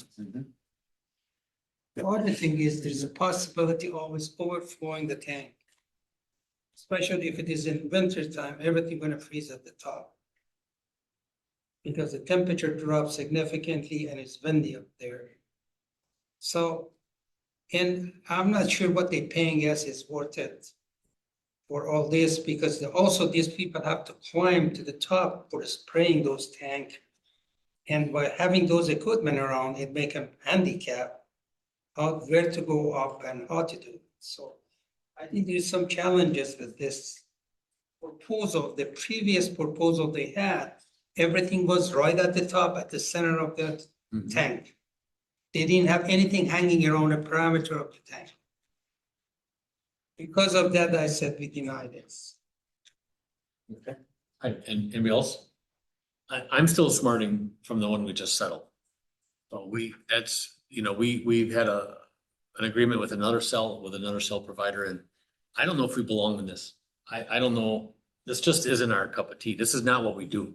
And yeah, we think it's all this free money, but I'm telling you, this is some wild stuff. And then all of a sudden more, companies are up there, they're sharing it. We have no clue what they're doing or how they're making their money or how much money they're making for our little bit. I mean, if we're talking $5,000, what was our latest one? 3,500, I think. Even if we went to $5,000, $60,000-$70,000. Yeah, I know it is money, but there's just too many variables in here and too many things can happen, especially like on the paint, the freezing. Who's got to fix this? Who's got to do that? The one that was behind our old municipal center there was tons of stuff done there with many, many providers on top of there. And that was a mess. It was a mess. So I don't know if we belong in that space. I really don't. I don't know if we understand it or will we ever understand it? So that's my thought. Yeah. I mean, I was just saying, we do have some equipment providers already up there. They would be on that railing, kind of like in this bottom picture, so. They are still on the railing. I think this picture is maybe a little deceiving. This is the center hatch, which is this area where you'd come up. But then they're still on that exterior railing perimeter. If this was one of our other water towers, I'd be a little more concerned about that freezing concern. But this one in particular, we do, even last week we lowered our water towers to winter levels just because the demand goes down in winter, so we don't fill the towers as full as we do during the summertime. So the little bit of money also compared to next to the Arrow Bar on Fuller, they had to buy that land, they had to construct that tower. And I've seen them work in there a lot. Yeah. And I can't imagine what that costs and the upkeep maintenance compared to this trivial little bit of rent we're gonna get every month. Yeah, no, I would say in any lease agreement we would sign it, I would say any painting we do, we bid it and we say cost to move, equipment, and that's something we can bill directly back to the provider. You know, I definitely agree with that. I know, I think last time we painted this tower, Network Professionals, that is, one of the users of our tower, they were responsible for removing their equipment or getting it out of the way and protecting it during that painting, so it wasn't on our contractor that was hired to do that work. I guess, yeah. But these are not in our lease. None of this you're saying. Not right now, it I think isn't. No. We haven't even started working on any Right. agreement because I didn't want to. The other thing is, the $3,500 they pay, if we just look at the square footage at the ground level, yeah, that become a lot of money. But if you consider the tower and the ground, it's not that much. So if there's a different number, I mean, if we want to say 10 grand, I mean, I guess that's what Jamie and I are trying to ask you guys, like, what are our reservations? What are the concerns? What dollar amount, if any, are we comfortable with? And then we can say, these are the terms that we would be acceptable to, and they can say, you guys are crazy, no way, or they can say, yeah, okay. That was just gonna be my comment. I mean, we don't have an agreement yet, so we can put any restrictions we want in there. We can ask for any amount of money we want. They can say, we're not interested in that, and we move on. But we don't know what they're willing to give. So I think there's an opportunity for us to make an income that could help offset costs for other things that we're trying to fund. Water utility. Yes, Lowest yes, water. that's what, sorry, that's what I mean. Yeah, water utility doing pretty good. Yes, but yes, to help with that. But yeah, like, we don't know what we don't know. So right now it's staff time that's being spent on this. It might be some education too. All right, so with that, we have a motion on the floor to deny at this point. Let's see how the motion is. So if you say aye, that's to deny. If you say no, that's to not deny, of course. Yeah, go ahead. So I guess at this point in time, this is not obligating us to anything, is it? I mean, it's just We are not. giving you, They have presented us a proposal and are asking us to take it the next step. I just don't wanna incur cost or time within the village if we're not willing to take it the next step. okay, well, I guess cost and everything and the terms, that is what I would be concerned about. I'm not so much concerned about proposing it, but I'm really Not doing what concerned you're doing, about. but yeah. The other piece though with the lease, they have a draft lease agreement, but I put in the RFC that with prior approval, they would cover $2,500 worth of legal expenses. If it's more than $2,500, one, we have to get them to approve that they would cover that $2,500, but if it's more than that, that would be village cost before we would see rent. And I also want to make sure that we're comfortable with that before we would incur those legal costs to review that agreement. One more? One more question. Is that design kind of a universal, or they just design it for our tower? I believe I think they started with their It's for universal. us, based on the square footage and everything else they measure at the bottom of the tower. Yep, But they never talked to us before even designing all that thing. no, one, I guess, teams meeting with Sure they're them gonna take it. like a month or so, well, maybe 2 months ago now. And I guess that was my biggest concern is the initial layout they had showed existing equipment getting just kicked off. And I was like, you guys don't get to do that. You can't just come in and remove what's there and say it's yours. So they came back and did do some redesign of it, so. So this, yeah, Go ahead. I got just one. well, I'm more, gonna try to get this, I'm gonna try to get a vote here. Oh, okay.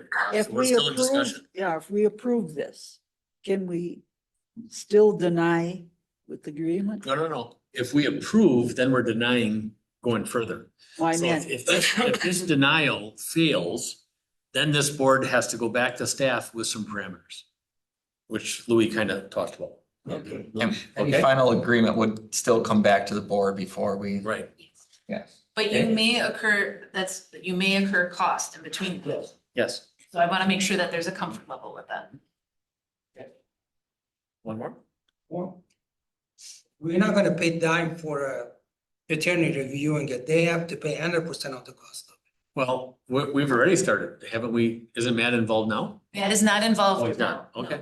But that's why I also asked what they were willing to cover, and they said a reasonable amount, and I said a reasonable amount Okay. is, and they said $2,500. Okay. How do he knows that? I'm sorry, he doesn't know how much it's gonna cost. I don't know that. I don't think anybody around this table know that. I think whatever is the cost, that's their cost. And if, Actually, I deny this too. I don't know what I'm talking. if the motion would not succeed, that's on, I mean, I think that would be something we'd want to include as a Right. parameter, Okay. that 100% of cost would. Okay, let's take a stab at this. I'm done. So, we're, all those in favor say aye to deny, say aye. Aye. All those in favor of no, say no. No. Okay, so I think we have 2 against 4, right? Okay, I switched. So can I do that if I made the motion? Okay, so Aye, aye, ayes, no. If it's legal, I can do that. Yes. Yeah, I thought I could. Okay. All right, so it failed. So now we're back. All right, now we're back to something from this board.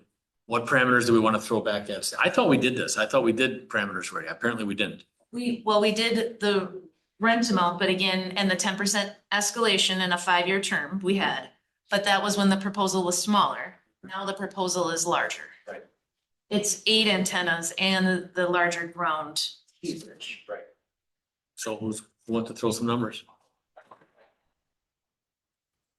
And again, I found that the 3,500 was not an unreasonable amount, given what our neighbors are receiving.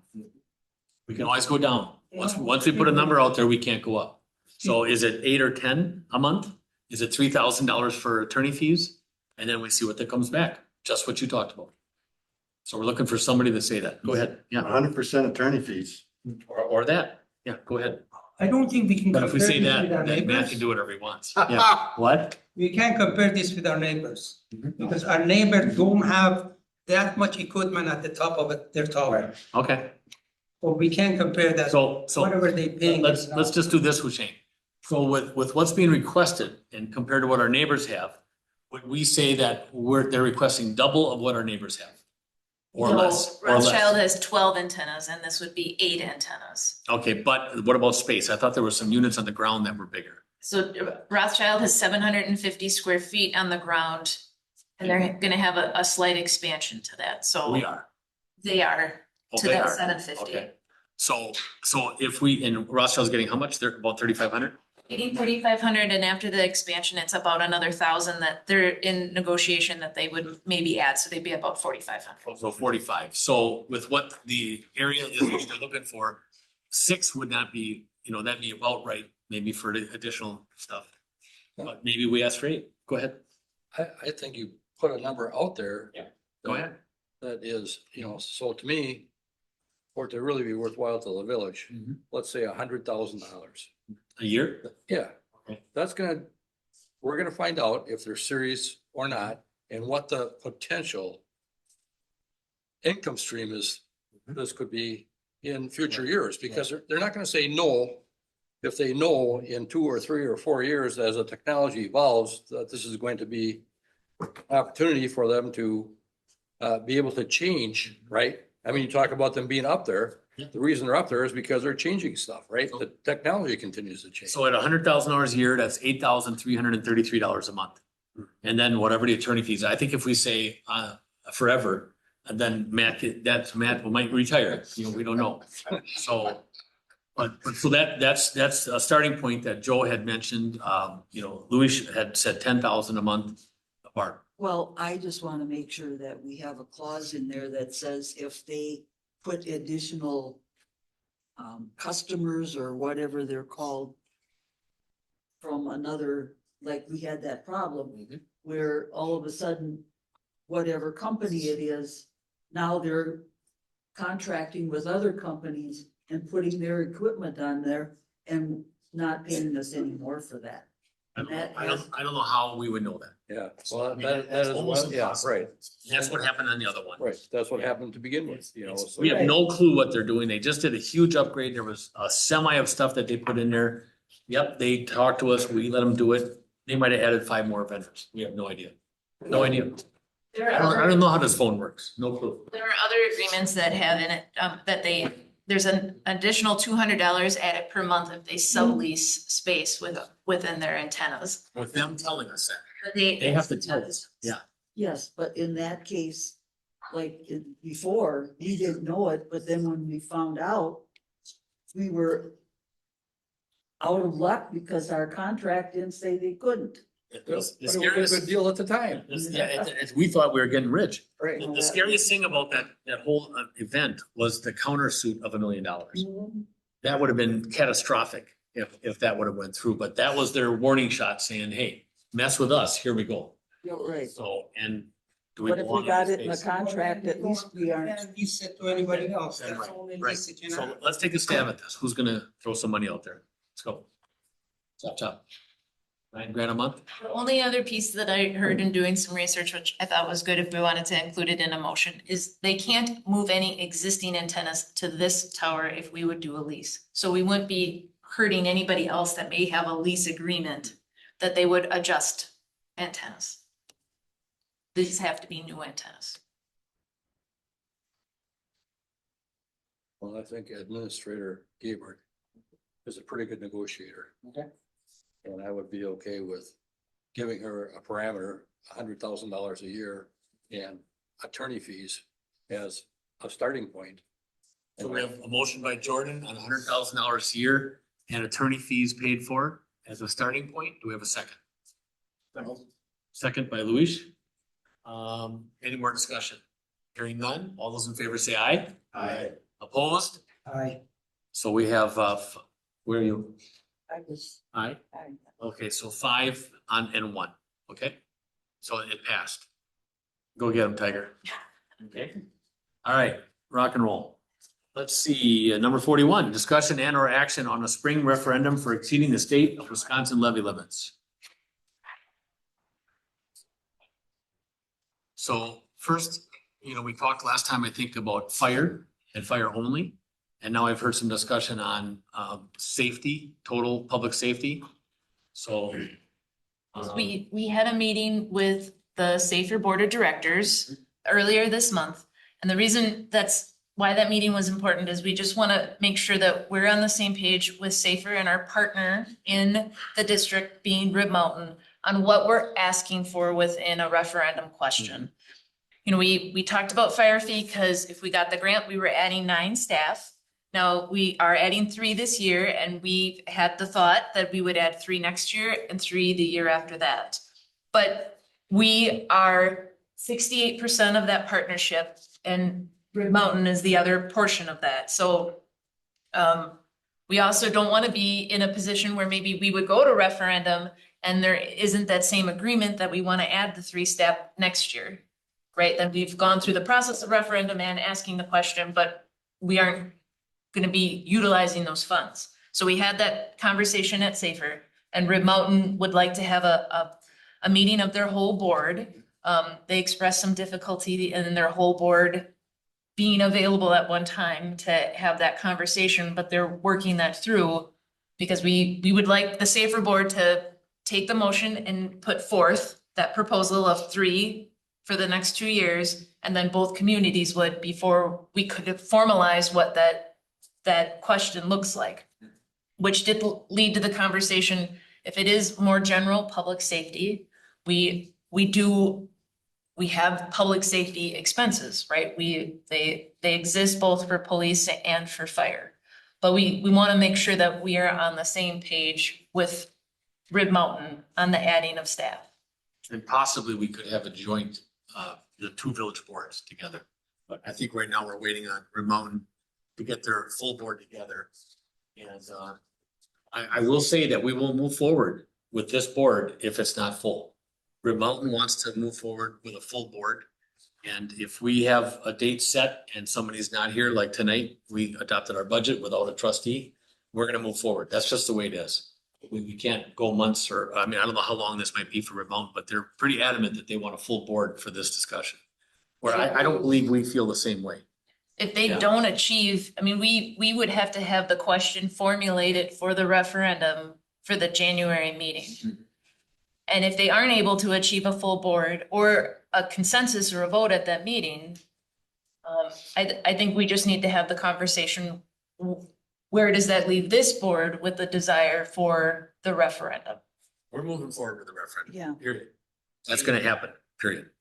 So, yeah. To interrupt, but Rib Mountain does have a village board meeting scheduled for this on December 1st at 5 p.m. Okay. All right, good. So they must have full board attending then. It sounds like, Okay, yeah. good. Eric Good. Clark sent What out an night email. is that? What night? Monday, the 1st, it's the same as our Clips time, but 5 p.m. Okay. But we're not meeting in December, not till January, so that works out good. And I can delete So it. December 1st at the Rib Mountain Town or Village Hall? Correct. Okay, good. What time? 5:30? 5. 5. Okay, thank you. If anybody else goes, we've got a, state of quorum. If more than 3 or 4 go, yeah. All right. I will try to make that. All right, so now go back to referendum. Go ahead. Then the conversation would be, what is the question around the referendum? What is the question about adding the 3 staff? Is the question broader about public safety and expenditures related to public safety? I think we just want to have that conversation, because if we get to a place, I'm not saying this would happen, but going back to what Jessica said earlier, we have to just be thinking about the future and the possibility. We run a referendum to add 3 staff and Rib Mountain says, we thought that was a great idea, but we don't want to do that right now. We just changed our minds. We can't fund all of the 3 staff with the referendum, and nor could we restrict staff to only being in Weston, right? To say we funded all 100% of all 3. But I thought they had the ability to fund the 3 on their side. They have the levy capacity. Right. Yes, they wouldn't have to I go. don't know if the board will go along with that. Right, Yeah. right. Even though the safer board has 1 on there. Yeah, only 1 now. You used to have 2 trustees, but now it has 1. And maybe they will. We just want to have the conversation, and that the safer board didn't take action for the 3, that would still be at a future meeting. And the conversation with Rib Mountain was, their president is who is represented on that board, and he said it was they felt positively about it when it was the grant, but now that it's not the grant, he needs to have a discussion with his board. It came up briefly in their board meeting following that, and I would say that, now granted, it wasn't on their agenda, so they did not discuss it. But they're just the general body language, I would say, in the little bit of reaction we did get, I would say that I don't think there is a lot of push against it. The other thing that I will say is I believe there's gonna be a couple seats that will turn over in that board. They were stating that too. I think there's a couple people that will have re-election. Okay. So this may be a real quick turnaround for us to have another meeting from December 1st after theirs to our deadline in January, correct? Yes, I mean, if they would make a determination on December 1st, SAFER would meet the 2nd Tuesday. I think it's the 9th. And so that would be before our meeting. If both made affirmative action, we would know. On So, the 3 hey, we can members make- for December. Okay. All right, and I'm just saying, if we have quorum in December, we're not gonna be a board that says, a member that can't make it is just that, if that's what's gonna happen. So they're not gonna be able to come back and say, geez, I needed to be part of that. Well, then be part of it. But no, on whatever date. And we have very good attendance, so I'm not too afraid of that. Some other boards are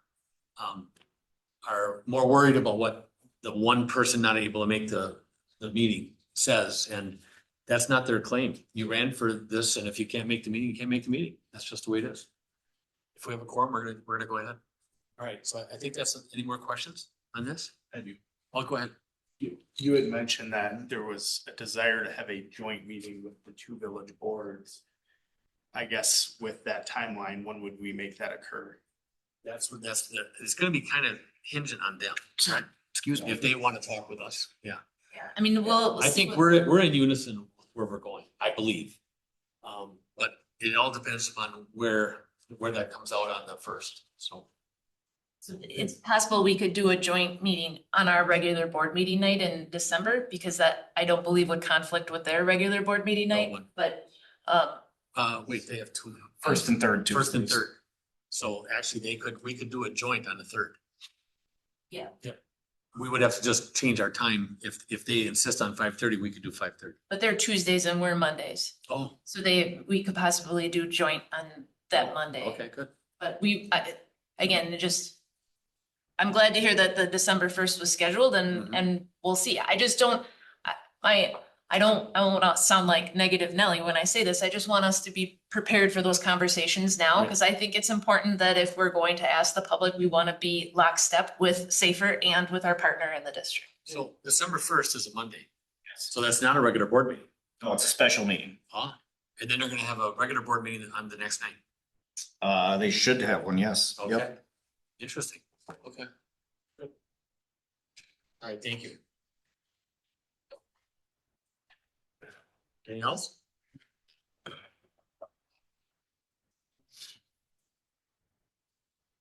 No, yeah. No. Okay.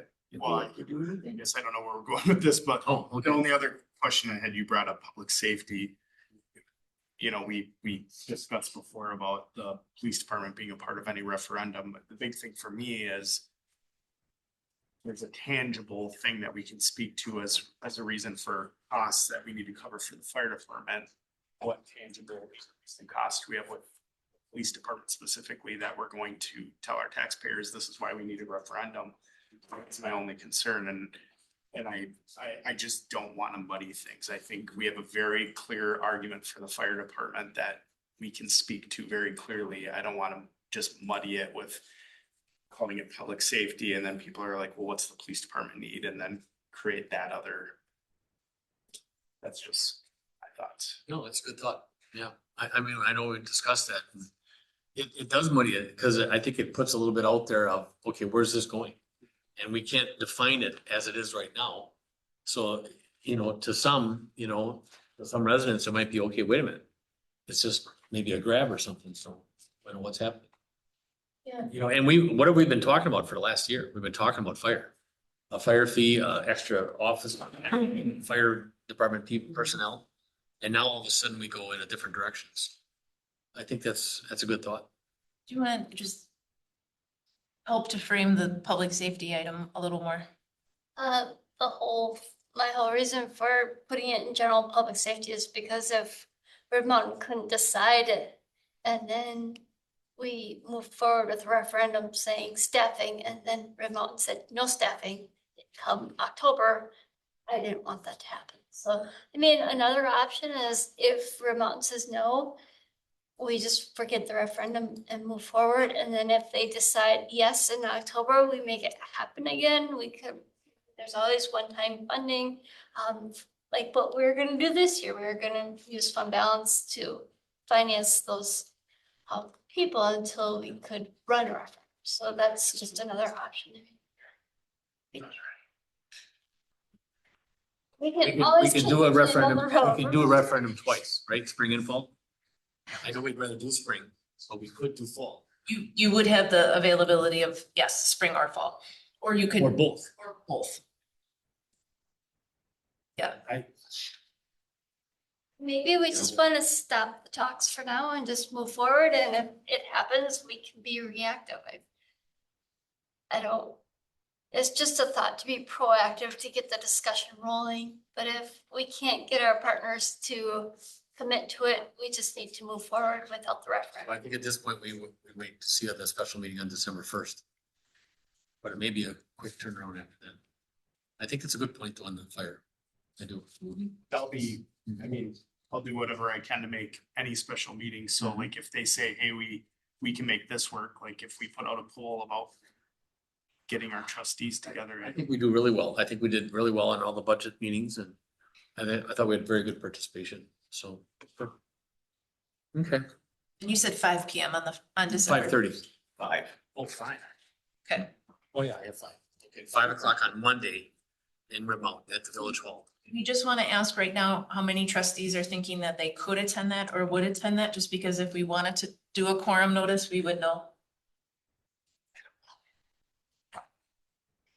I'll be attending. I want to attend more municipals. I want to do Rothschild, Schofields. I want to start doing. So, yeah. I'm free to attend, so I may. Monday. What is the date? Monday, December 1st. It's a Monday. Yeah, okay. So I think we should put a notice out, Okay. Do all that. just on the thought that it may occur. Okay, Yeah, because we don't have clips on that. We okay, don't have so, clips, that's what so we had discussion, and no action on this, referendum as of right now. No, but we'll keep this as an Keep this agenda item every month, on a just bookmark. so we're, yep. Okay. 5:00. One quick question on that. Yep. Would it make sense to, since they have their board together, that they have a meeting at 5, and could we schedule a joint meeting for 6? And if we don't want to have it, it could be canceled. I mean, if they're gonna have their people together, could we just have another meeting following their meeting? Well, you wanna have that discussion with Galen? I can ask, I'm, Or do you want me to talk to Al? I think you should start with Galen. And then if you want me to talk to Al, I can do that. What's the thought that we could have a joint at 5? Or you wanna let them have, I know, let them have their time. Al said he wanted to have a conversation with his that's fine. board first. So my only piece is that they might say they want some time to process it, but I think it's worth asking. Okay. I think it's a good thought too. Okay. And that's at the village hall, not as everyone goes to the station once, okay? All right, 42, discussion and or action on potential borrowing. I reached out to a couple banks. I received information back from one of them.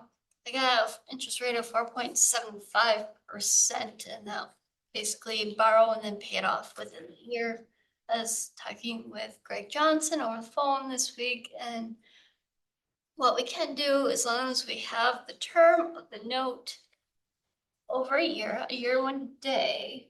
And if we have the note where we can pay it off whenever we want, which is no penalty for early payment, we could pay it off, say in February. So we'd have limited interest. So I did not move forward with that. we're still having discussions on the debt that we'd be taking out for 2026. If we end up taking that debt out early in the year, we would need that additional 400,000 for the interest and principal that would be due that year. So we got a timing issue that I just need to figure out. But any suggestions or recommendations with issuance of debt? We're doing that local. Yeah, it would be a local bank.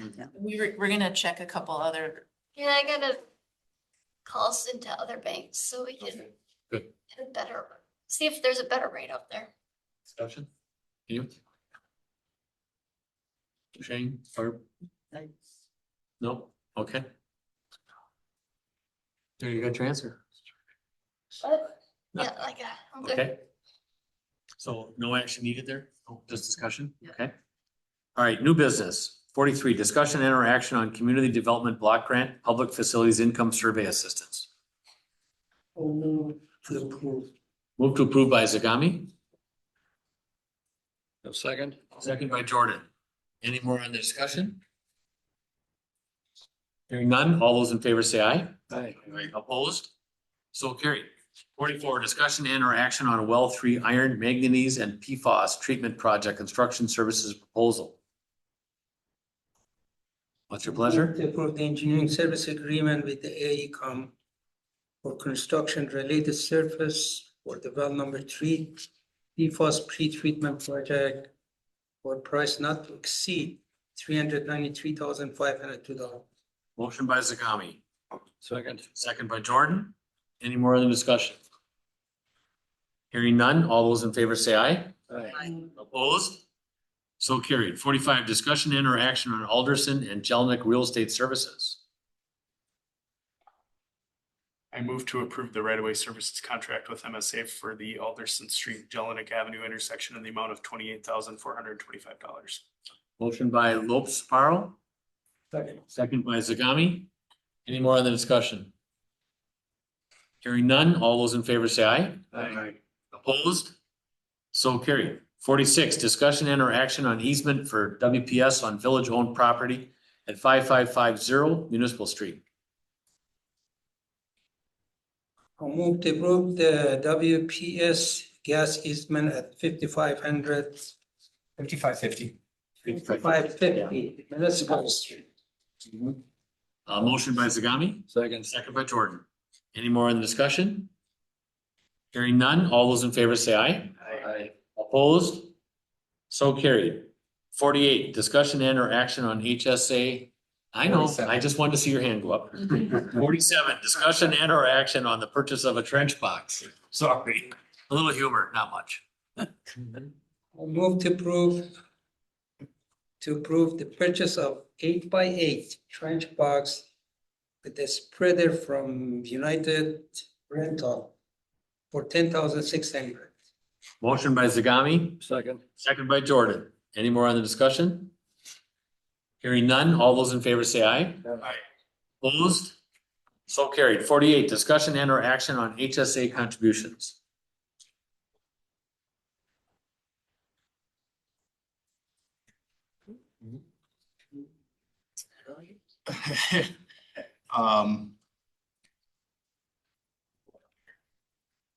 I move to approve the 2026 contributions, 600 for single, 1,200 for employee plus spouse, 1,200 for employee plus child, and 1,800 for family. Motion by Lopes Apparel in those amounts, Second. second by Ermeling. Any more on the discussion?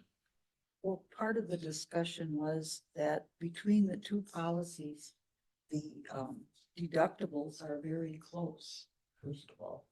Mhm. And what was it, almost $1,000 increase? At the proposed that they, I don't know what increase you're. okay, the increase that was proposed, there was an increase of over, Oh, for the contribution. yeah.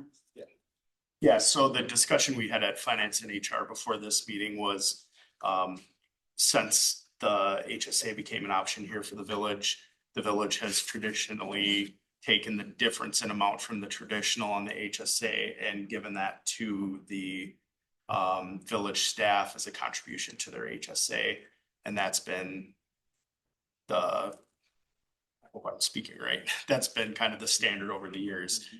So using that standard, the contributions for 2026 would be making a pretty significant jump, at least through my eyes, of over $300 for a single. And then you get up to family and it's just shy of $1,000 increase in that contribution from the village. I think from a few of us on the committee, we felt like that was a pretty significant jump in a contribution. While yes, it does maintain what has been the standard, it seems like a big jump. There was some great debate about the fact that yes, it's a jump, but if an employee takes the traditional, then we're paying the full amount. And obviously there's the benefits of the HSA and how that saves the village money.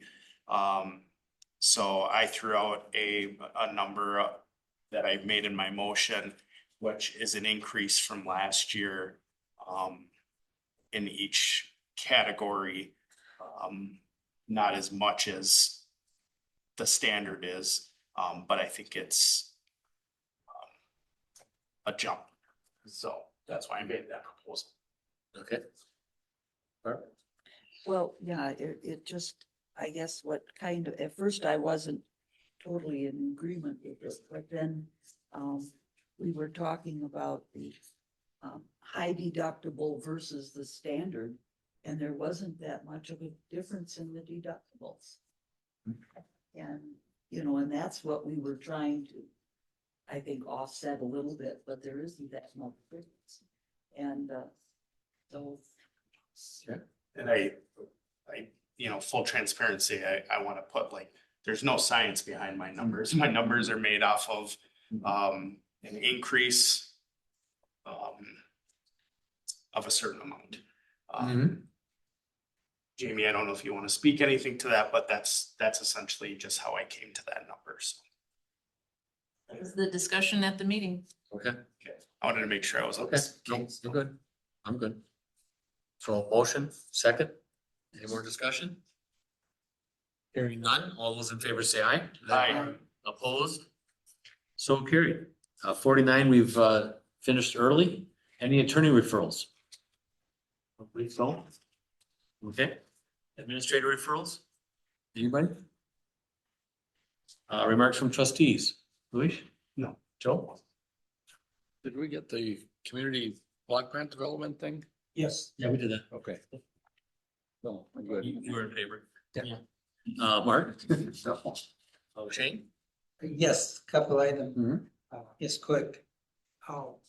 In that clubhouse at the golf course, you should provide a contour map of the area plus the flood elevation.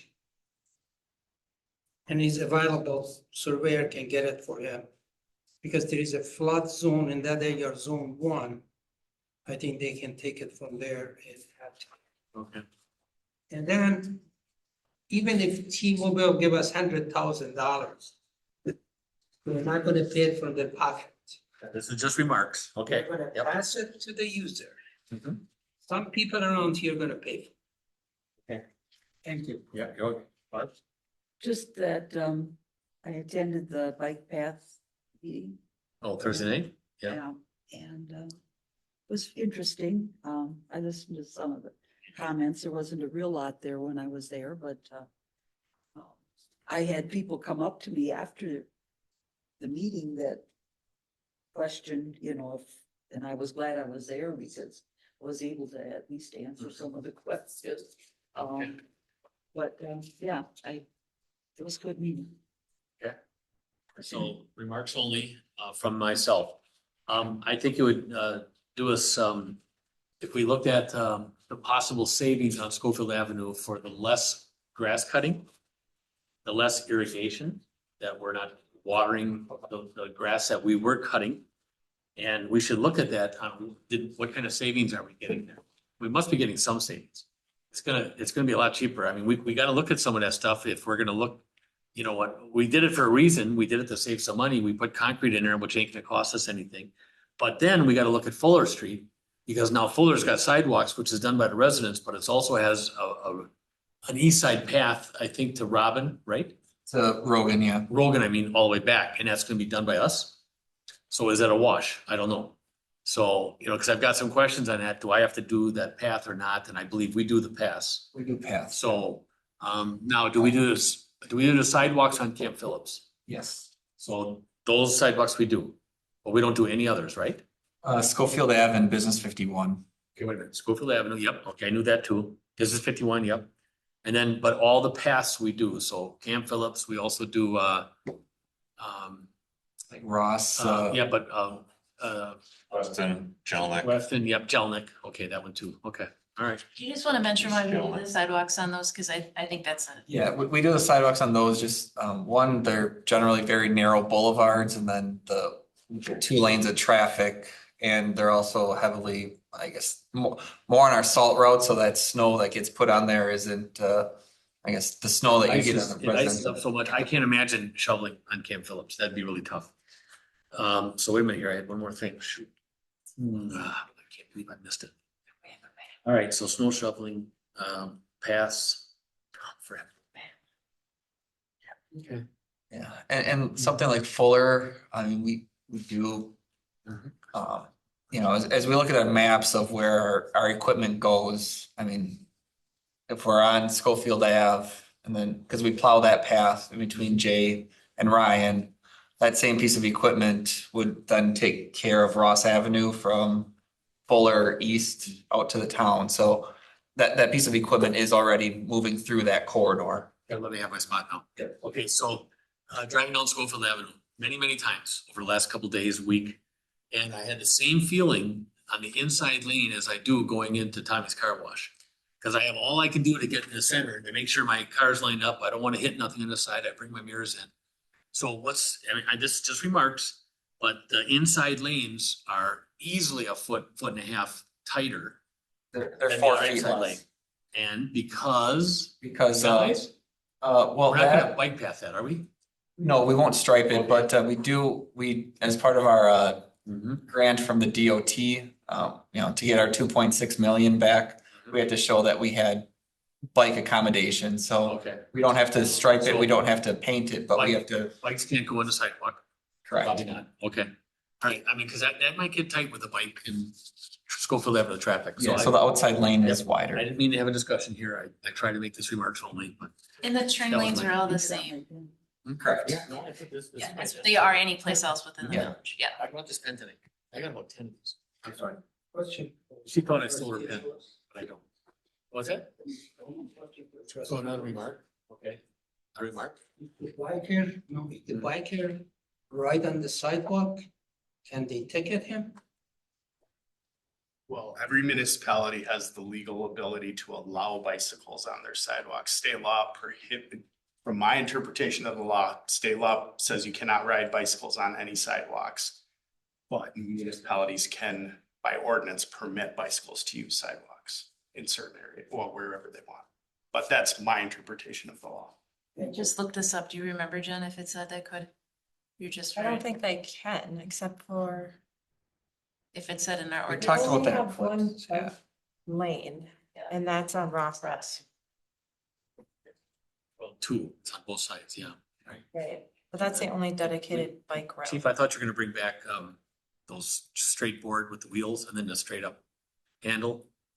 I mean, they're doing 30 miles an hour. We're talking about that at Clips. Oh, they are? Thank you. Yeah. Okay, thank you. Cause You learned the term for that. Oh, yeah. what is it? E-moto.